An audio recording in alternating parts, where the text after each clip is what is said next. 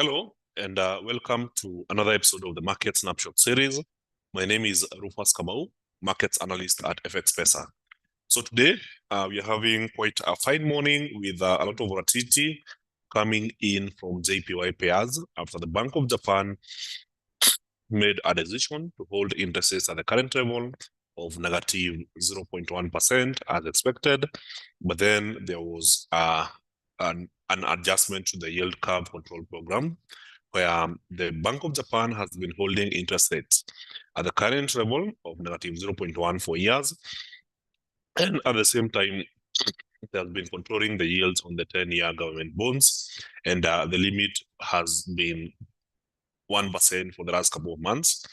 And what basically changed today or early this morning is that the Bank of Japan decided that this is no longer a hard cap. So every time the yields get to 1%, the Bank of Japan will be forced to intervene and basically maintain that yield curve control program below 1%. So they basically adjusted policy and decided that this is a flexible rate. So sometimes the yields can be allowed to move a little bit higher or even a little bit lower. And in this case, it caused some wide-scale volatility. So by adjusting this, it basically means that there was an overall expectation for the Japanese yen to strengthen. So out of investors had already projected this. So it was more of a buy the rumor, sell the news. So as long as yields are continuously being allowed to move higher than 1%, then it basically means that the Bank of Japan has to print less and less money, and that should be strengthening for the yen.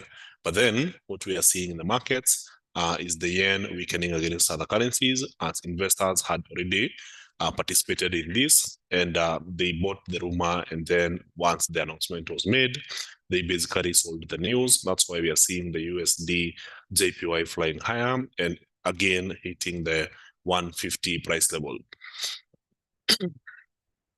So hello everyone. Hello Caspar. Hello Martin, Patrick, and Marcy. Thank you for joining the session. So today we'll be looking at what's currently in play or what we will be expecting to see in the markets today. And once we go through that, then we identify the various chart patterns on our charts. I'll be looking at the major currency pairs. I'll be looking at the dollar index. I'll be looking at the major commodities, that is gold and oil, and of course, the top US as well as European equity indices. So once we go through this, then hopefully everyone will understand the key market drivers for the day and identify potential market opportunities. So hi J-Squad, I can see Christopher as well as Francis. Thank you for joining the session. So let's get things going. So let's start with the economic calendar.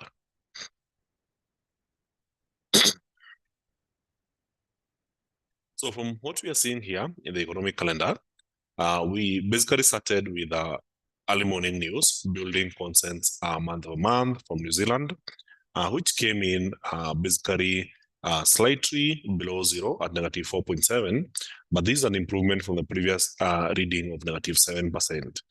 So building concept basically described as building approvals. So when you are in a construction process, the first thing that you do is apply for building permits. So building permits basically indicate the amount or the number of people interested in starting new construction projects who are applying for those licenses. And then once the government gets all those applications, then it's not all applications that go through. So we look at the number of approvals in trying to understand the trends in the number that may go into conduction in the next few weeks or months. So the number of approvals in this case was down negative 4.7% compared to the previous reading of negative 7%. So we also had unemployment rate data coming in from Japan, where unemployment rate dropped from 2.7% down to 2.6%. And this is quite positive, but then quite negative for the yen. So for the Japanese economy, there's less and less unemployed people, but then with the job market this tight, meaning that everyone in Japan who is looking for a job will probably find one because the economy is operating at full employment. Then this basically leads to the deduction that people will have more money, and this leads to the analysis that the Japanese yen will continue losing since there is excess money in the system. So preliminary industrial production came in slower than expected at 0.2%, compared to the expectation of 2.4% and the previous drop of negative 0.7%. So it's a good improvement from the previous reading, but then the number was significantly below target. So as for retail sales, they moved from 7.1% to 5.8%. That's quite a slowdown, but then it's way worse than the expectation of 6%. So we also see saw the ANZ business confidence coming in at 23.4, which is a huge improvement from the previous reading of 1.5. So BRC shop price index in the UK slower than expected at 5.2% compared to the previous reading of 6.2%. Private sector credit for Australia showed an improvement to 0.5% from the previous reading of 0.4%. And this was better than the expected 0.3%. Then we had Chinese data showing weakness in recovery, where manufacturing jumped into contraction territory at 49.5 compared to the previous reading of 50.2 and the expectation of the same. So the non-manufacturing PMI or the services PMI came in at 50.6, and this was also slower than the previous reading of 51.7, and of course the expectation of 51.9, basically showing that both services and manufacturing are weakening for China. So most important news for the day was the Bank of Japan Monetary Outlook report, Bank of Japan policy rate, which was expected to remain the same at negative 0.1%, and of course the monetary policy statement. So the key change that happened, as I've mentioned earlier, is that the link or the limit on the yield curve control program moved from a hard limit of 1% to a flexible limit of 1%, meaning that yields can now be allowed to slightly move above 1% or stay below 1%, which reduces the pressure on the Bank of Japan to keep on printing more currency to control the yields. So we also had the consumer confidence data coming in from Japan, and this was at that 5.7, way higher than the expectation and the reading. So in this case, there is a very strong confidence in Japanese consumers. So housing starts slightly improved to negative 6.8%. From negative 9.4%, but also missed expectations. French consumer spending came in at 0.2%, a good improvement from the previous reading of negative 0.6%, then also missed expectations of 0.3%. French flash GDP slowed down to 0.1% as expected, but then it's a big drop from the previous reading of 0.6%. So Bank of Japan press conference is what's currently going on. I don't know whether it has ended yet. German import prices slightly improved to 1.6%. Retail sales improved to negative 0.8% from the previous reading of negative 1.1%. Retail sales for Switzerland came in at negative 0.6%, a slight improvement from the previous reading of negative 2.2%. Of course, the French preliminary CPI came in at 0.1%, good improvement from the negative reading of 0.5% in the previous reading. So that's the update so far. So going on for the rest of the day, there will be a couple of important news that have the potential to move markets.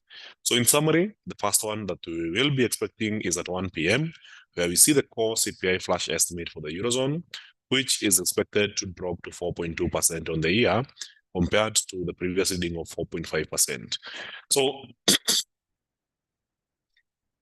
then we have the headline inflation, which is expected to drop to 3.1% from the previous reading of 4.3%.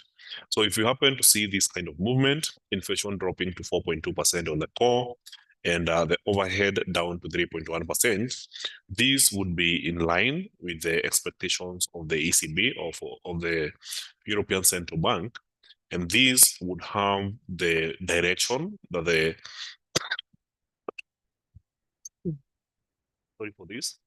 this would be in the direction that the ECB is looking to achieve, which means that we would not be expecting significantly higher rates from the ECB, and these would be quite negative for the euro. So if inflation is moving as expected, there's no need to hike rates higher, and the overall expectation is that the euro continues losing to other currencies.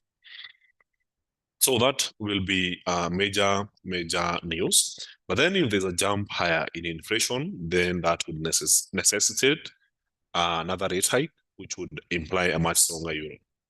So the other key event for the day will be Canadian GDP, which will be coming up at 3:30 p.m. So we are expecting that the Canadian economy grew by 0.1%, and that is in the month of October. And this would likely lead to more pressure on the Bank of Canada to continue hiking interest rates if the GDP comes stronger than expected. But then if it's weaker than expected, then it means that the rate hikes are paused, or even a rate cut would be in the books. And in that case, we could be seeing the Canadian dollar start to weaken. So employment cost index for the US is the major news for US dollar traders.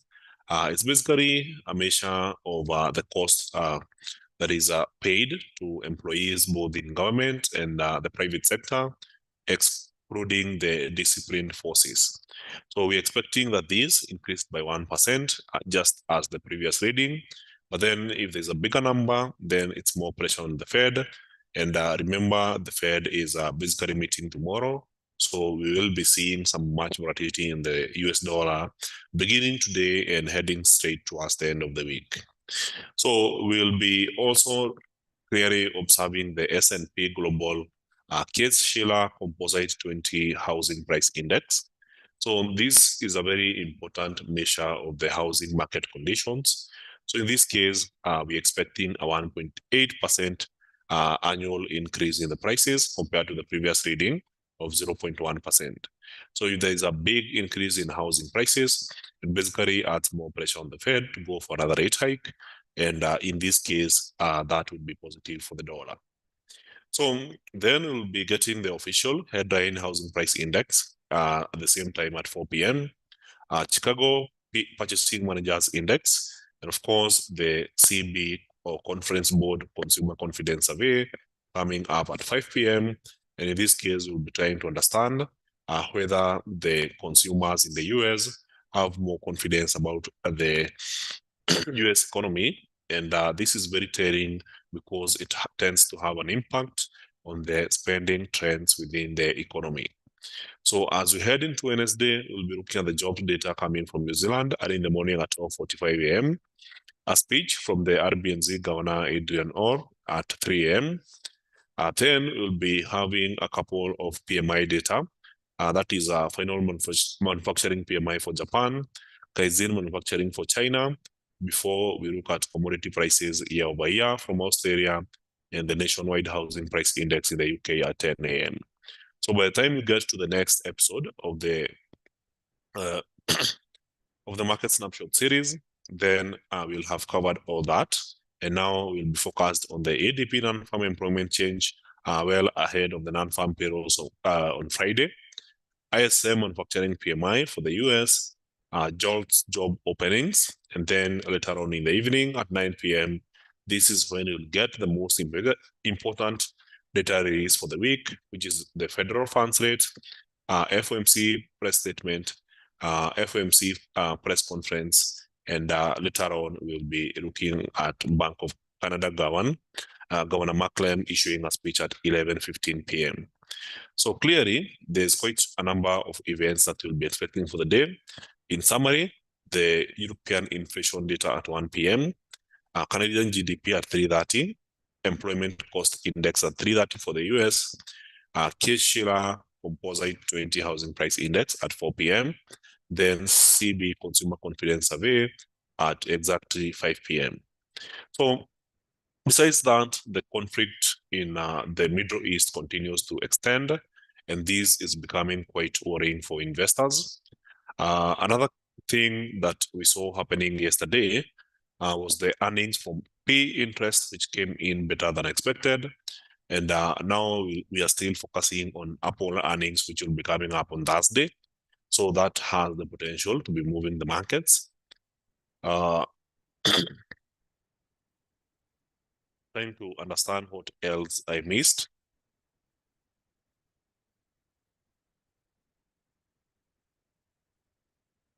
So just checking quickly.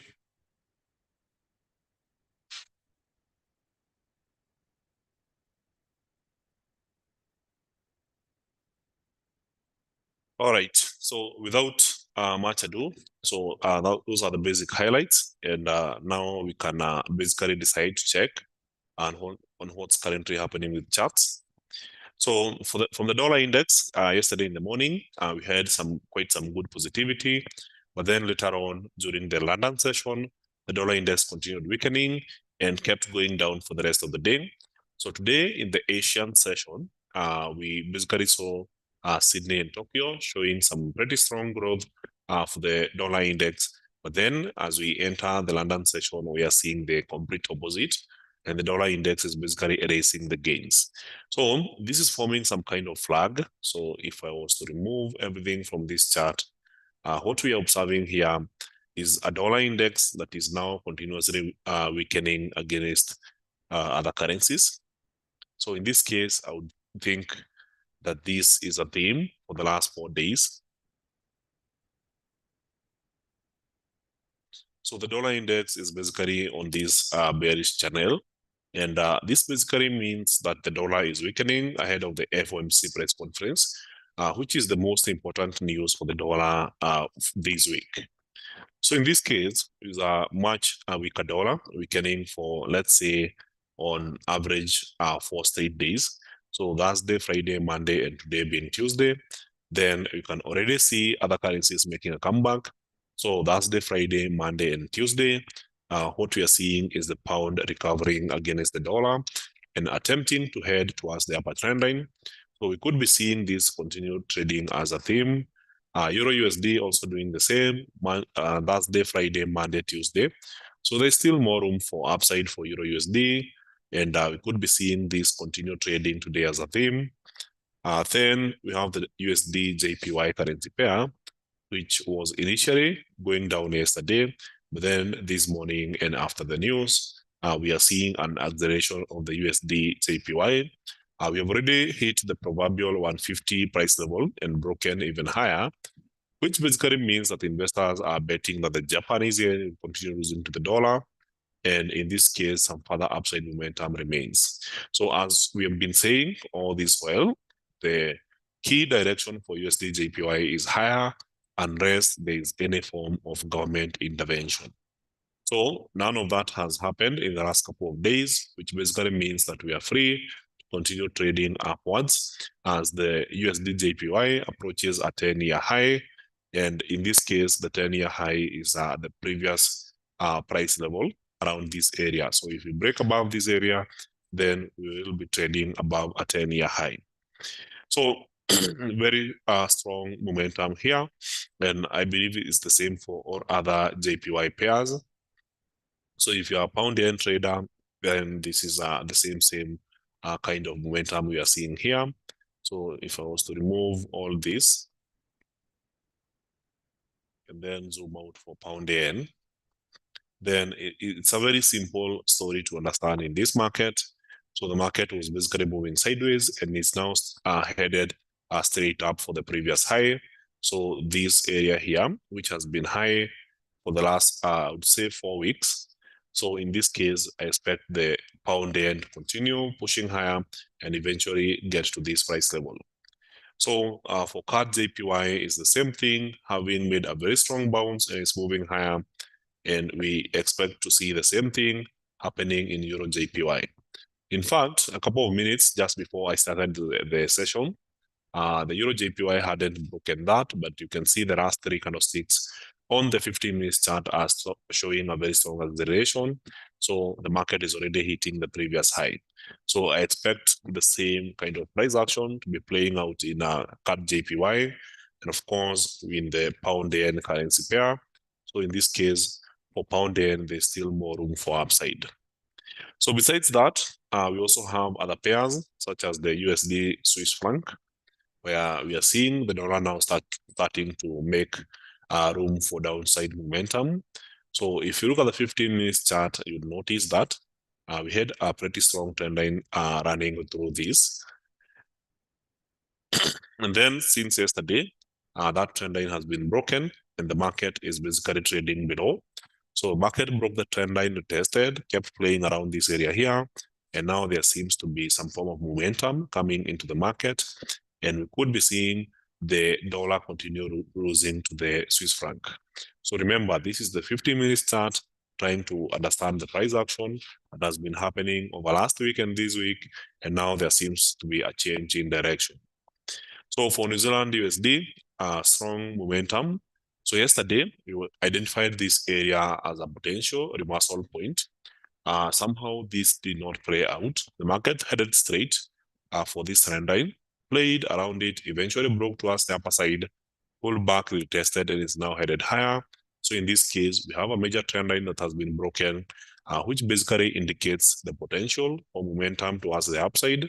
So in this case, the beginning of that pattern is all the way up. So the trend line basically starts from this area here. So we could be seeing some acceleration towards 0.59288. So as for US oil, we are seeing a strong bounce happening here. So if you check the most recent low that we saw yesterday in the evening, it was on a major support. And then from there, we had this pin bar indicating a rejection of lower prices. And what we are seeing here as the proceeding movement is the market basically trading sideways for oil and is now attempting to get some more momentum. So you can see these are low volume candlesticks for quite a period of time. And now suddenly we have a high range candlestick.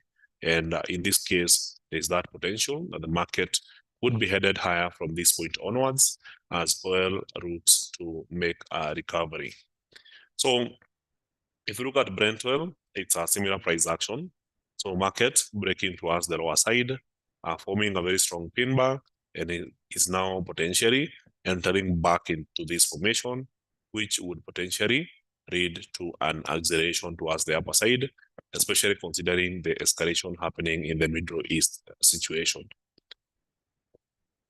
So lastly, we look at the equity indices. So I'll be starting with the US Tech 100. So we mentioned that this might be the bullish week for top equity indices.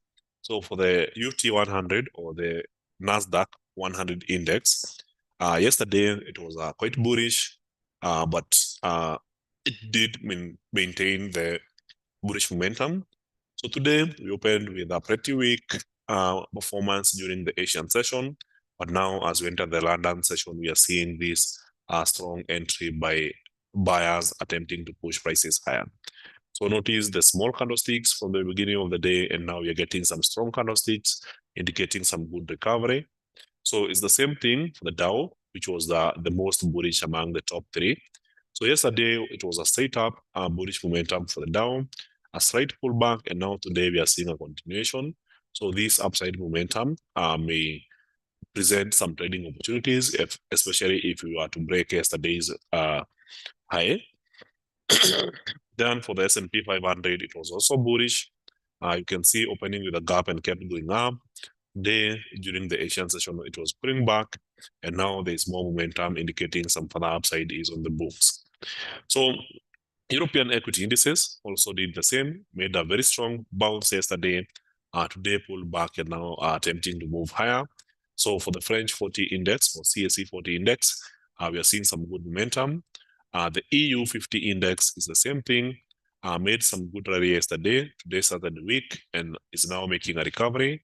It has already erased all the early morning losses, so there's still more room for upside. So we could be seeing the market accelerating higher. And then, of course, on the 15-minute chart, you can see the rejection of lower prices. So for the UK 100 or the FTSE 100 index, so yesterday was pretty much bullish. Market ended here.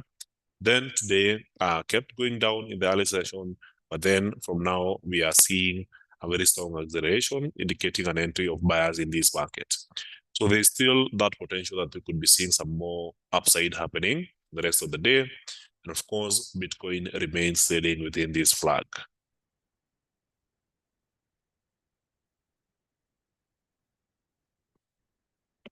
So I'm checking on the questions as we approach the end of the presentation. Hello, Zaro and Francis. Are investors fleeing the yen, hoping into GBP and the dollar? Yes, that's true. Investors are fleeing the yen because there is no hope of a rate hike. They are basically sticking with their current policy, leading to a big sell-off in the yen.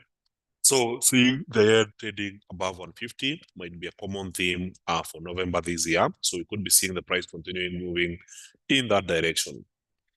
So will the move be sustained through tomorrow before we get another cut raise from the Fed and the Bank of England? Yes, I expect that move to be sustained. But then once we get to the Fed announcement, who knows what might happen? So we don't know what the Fed is planning for us. So in this case, it could change the entire perspective in the market.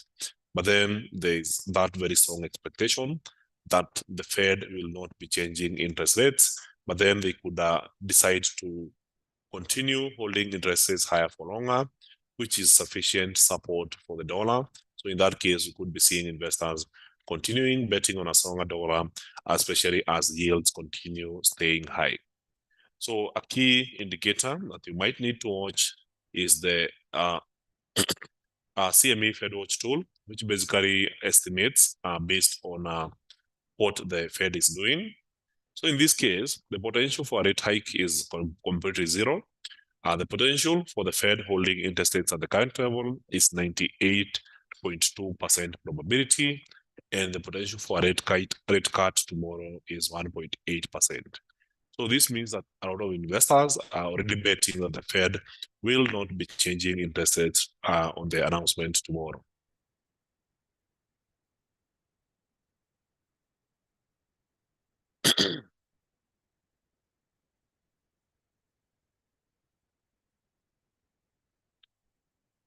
Do you offer mentorship programs as a private entity, like the likes of Kafuri FX, FX Monster? No, personally, I don't. And this is because of my schedule. I'm currently doing a lot of work for FX Pesa, not just these sessions. I also do a lot of content, research, and having time to do mentorship is really difficult for me.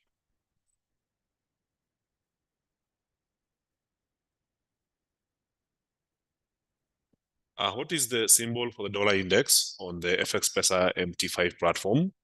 So USD index Z3.